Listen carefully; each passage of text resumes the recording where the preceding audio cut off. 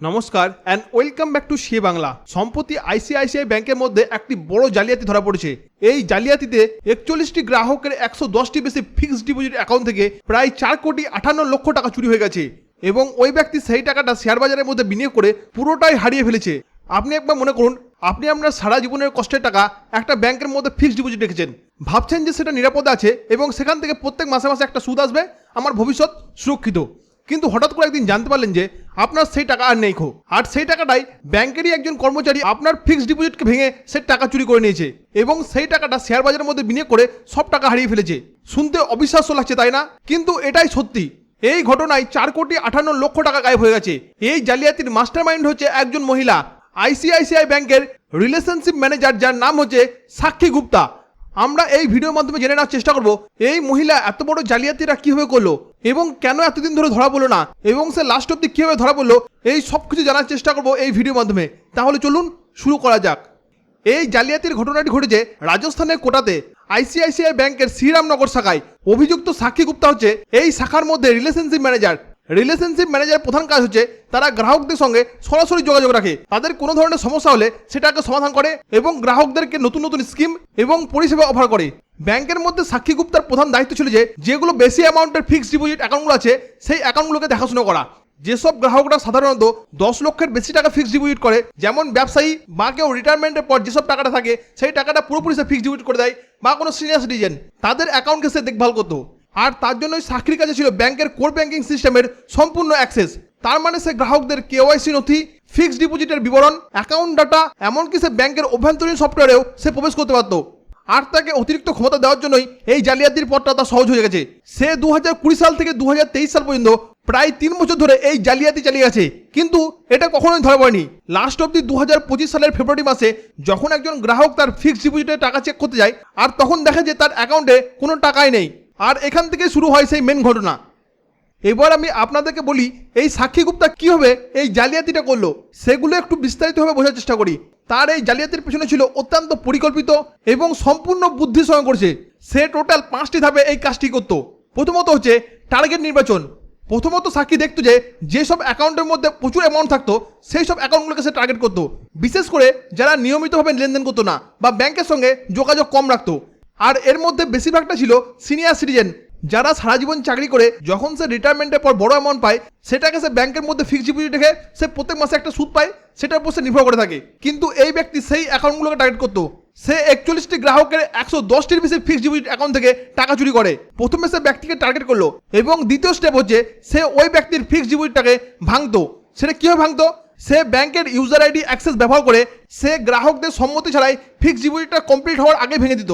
যেমন মনে করুন যে 5 বছরের একটা ফিক্সড ডিপোজিট করা আছে, সেটাকে মাত্র 2 বছর পর ভেঙে ফেলা হতো। আর এভাবে সে 31টি গ্রাহকের ফিক্সড ডিপোজিট থেকে প্রায় 1,34,00,000 টাকা সরিয়ে নিয়েছে।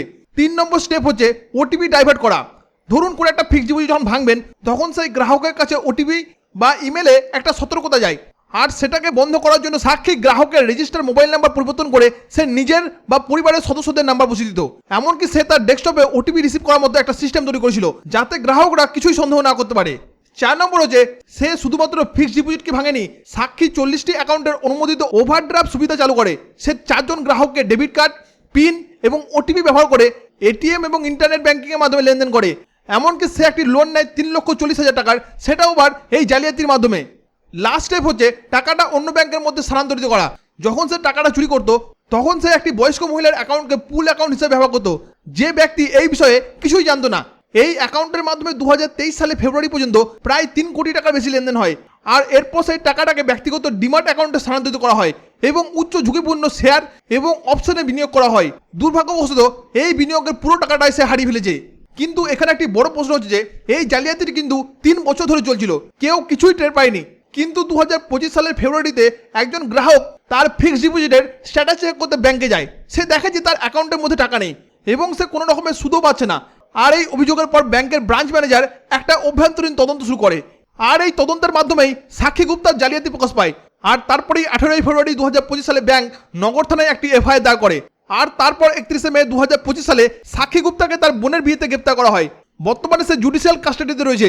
পুলিশের তদন্তে জানা গেছে যে সে একাই এই জালিয়াতিটি করেছে, পুরো প্ল্যান তৈরি করা থেকে এক্সিকিউট করা পর্যন্ত। তবে এই বিষয়ে অন্য কেউ জড়িয়ে আছে কিনা সেটা এখন খতিয়ে দেখা হচ্ছে। বর্তমানে সাক্ষীর বিরুদ্ধে আইপিসি 400 কোটির প্রতারণার অভিযোগ, 406-এর অপরাধমূলক বিশ্বাসভঙ্গ এবং আইপিসি 467-তে জালিয়াতি ধারায় মামলা দায়ের করা হয়। তবে আইসিআইসিআই ব্যাংকও কিন্তু এই ঘটনায় দ্রুত পদক্ষেপ নিয়েছে। তারা একটি বিবৃতিতে বলেছে, গ্রাহকদের স্বার্থ আমাদের কাছে সবথেকে গুরুত্বপূর্ণ।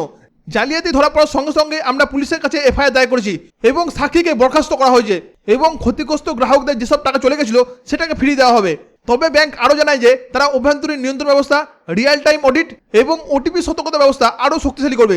তবে এই টাকা উদ্ধারের সম্ভাবনা খুবই কম, কারণ হচ্ছে সেটা শেয়ার মার্কেটের মধ্যে বিনিয়োগ হয়ে গেছে এবং সেটা পুরোপুরি হারিয়ে গেছে। এই জালিয়াতি কিন্তু আমাদেরকে অনেক গুরুত্বপূর্ণ শিক্ষা দেয়। ব্যাংককে এরকম ধরনের জালিয়াতি থেকে মুক্ত করার জন্য আমার মতে প্রধানত 5টি পদক্ষেপ গ্রহণ করা উচিত। প্রথমত হচ্ছে মাল্টি লেয়ার প্রমাণীকরণ। যখন অনেক টাকার লেনদেন হবে তখন ডুয়াল অথেন্টিকেশন বা 4i চেক, মানে হচ্ছে 4 জনের অনুমোদন বাধ্যতামূলক করতে হবে। দ্বিতীয়ত হচ্ছে রিয়েল টাইম অডিট। অভ্যন্তরীণ অডিট নিয়মিত এবং কঠোরভাবে করতে হবে। 3 নম্বর হচ্ছে কর্মচারীদের আচরণ এবং লেনদেন নিয়মিত পর্যবেক্ষণ করতে হবে। এবং 4 নম্বর হচ্ছে টোকেনাইজেশন, মানে হচ্ছে ফিক্সড ডিপোজিটের জন্য টোকেনাইজেশন সিস্টেম চালু করতে হবে, যাতে শুধুমাত্র অ্যাকাউন্টধারীরাই তথ্য অ্যাক্সেস পেতে পারে। এবং 5 নম্বর হচ্ছে হুইসল ব্লোয়িং, জালিয়াতিকে রিপোর্ট করার জন্য কর্মচারীদের উৎসাহ করতে হবে। এরপর যদি আমি গ্রাহকদের কথা বলি, গ্রাহকদের এখান থেকে 4টি প্রধান শিক্ষা নেওয়া দরকার। প্রথমত হচ্ছে নিয়মিত ব্যালেন্স চেক করা, যেমন ব্যাংকের স্টেটমেন্ট, ফিক্সড ডিপোজিট আর মিউচুয়াল শিডিউল এবং লেনদেনের সতর্কতা নিয়মিত চেক করুন। দ্বিতীয়ত হচ্ছে আপনি দেখুন যে আপনার ইমেল বা এসএমএস এবং ওটিপির সতর্কতা সক্রিয় করুন। যদি কোনো সময় মোবাইল নাম্বার বা ইমেল পরিবর্তন হয় তাহলে তৎক্ষণাৎ আপনার ব্যাংকে জানান। আপনি যদি কোনো ধরনের অস্বাভাবিক লেনদেন দেখেন তাহলে তৎক্ষণাৎ ব্যাংকের হেল্পলাইন বা ন্যাশনাল সাইবার ক্রাইমে রিপোর্ট করুন। এবং 4 নম্বর হচ্ছে আপনার কেওয়াইসি নথির অপব্যবহার রোধে সতর্ক থাকুন। তবে এরকম ধরনের জালিয়াতি ভারতের ব্যাংকিং সিস্টেমে কিন্তু নতুন নয়। আমরা দেখেছি যে 2018 সালে পাঞ্জাব ন্যাশনাল ব্যাংকে নীরব মোদির 14,000 কোটি টাকার কেলেঙ্কারি, 2019 সালে পিএমসি ব্যাংকে প্রায় 6,500 কোটি টাকা জালিয়াতি এবং 2021 সালে ইয়েস ব্যাংকের মধ্যে ওভারড্রাফট কেলেঙ্কারি একটি বড় উদাহরণ। এই সব ক্ষেত্রে কিন্তু একটা জিনিস লক্ষ্য করা গেছে, কর্মচারীদের অনুমোদিত অ্যাক্সেস এবং দুর্বল অভ্যন্তরীণ নিয়ন্ত্রণ এই জালিয়াতির মূল কারণ হচ্ছে। তবে আমরা যদি গত 10 বছর ধরে দেখি তাহলে ভারতীয় ব্যাংকের মধ্যে 5.3 লক্ষ কোটি টাকার জালিয়াতি রিপোর্ট করা হয়েছে। এর মধ্যে সবথেকে বড় হচ্ছে আইসিআইসিআই ব্যাংক, এসবিআই এবং এইচডিএফসি ব্যাংক সবথেকে উঁচুতে রয়েছে। এই ঘটনাগুলো দেখায় যে ব্যাংকিং সিস্টেমের সংস্কার এবং ব্যাংকের মধ্যে কঠোর নিয়ন্ত্রণ খুবই জরুরি। তবে এই জালিয়াতির পর রিজার্ভ ব্যাংক অফ ইন্ডিয়া সম্ভবত আইসিআইসিআই ব্যাংকের সম্মতি প্রক্রিয়ার তদন্ত জোরদার করবে। তবে আরবিআই ইতিমধ্যে ব্যাংকগুলোকে জালিয়াতি রিপোর্টিং এবং কেওয়াইসি নির্দেশিকা মেনে চলার জন্য কঠোর নির্দেশ দিয়েছে। এমনকি সিবি অর্থাৎ security exchange board of India এই ঘটনার তদন্ত শুরু করতে পারে। কারণ হচ্ছে 4,58 কোটি টাকার মতো একটি বড় অ্যামাউন্টের লেনদেন হঠাৎ করে যদি ডিম্যাট অ্যাকাউন্টের মধ্যে আসে তাহলে এটি ব্যাংকগুলোর নজরে আসা উচিত ছিল। বন্ধুরা, এই ঘটনা আমাদের চোখে আঙুল দিয়ে দেখে দিয়েছে ব্যাংকের টাকা রাখলেও কিন্তু আমাদেরকে সতর্ক থাকতে হবে। নিয়মিত আপনার ব্যাংক অ্যাকাউন্ট চেক করুন এবং সতর্কতা বজায় রাখুন এবং কোনো রকমের সন্দেহ হলে তৎক্ষণাৎ আপনার ব্যাংকের সঙ্গে যোগাযোগ করুন। তবে এই জালিয়াতি সম্পর্কে আপনার কি মতামত কমেন্টে অবশ্যই লিখে জানান।